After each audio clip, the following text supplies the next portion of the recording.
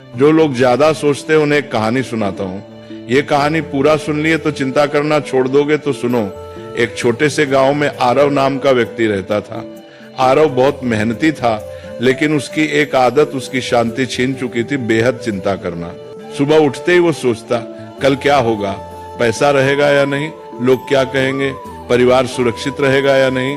रात को सोने जाता, तब भी उसका दिमाग रुका नहीं करता। एक दिन अत्यधिक चिंता के कारण उसकी तबीयत बिगड़ गई।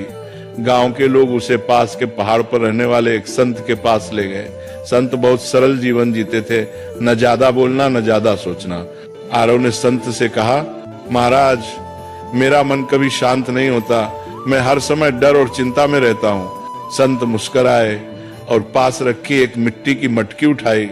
उन्होंने कहा, इस मटकी को पानी से भर दो। आरव ने मटकी भर दी।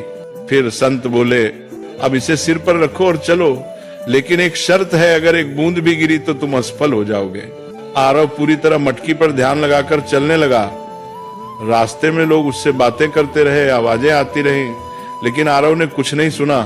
वह सिर्फ मटकी पर ध्यान देता रहा। कुछ देर बाद संत ने कहा, रुको, अब बताओ रास्ते में कितने लोग मिले।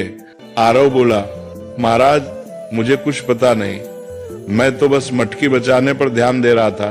संत ने शांत स्वर में कहा, यही संत होने की शुरुआत है। जब ध्यान जरूरी चीज पर होता है तो बेकार की आवाजें अपने आप चुप हो जाती हैं। तुम्हारी चिंता इसलिए है क्योंकि तुम उन चीजों पर ध्यान दे रहे हो जो अभी हुई ही नहीं। फिर संत ने आगे कहा, जो तुम्हारे हाथ में है कर्म, उसे ईमानदारी से करो। जो तुम्हारे हाथ में नहीं, भविष्य से भगवान पर छोड़ दो। यही संत का मन है।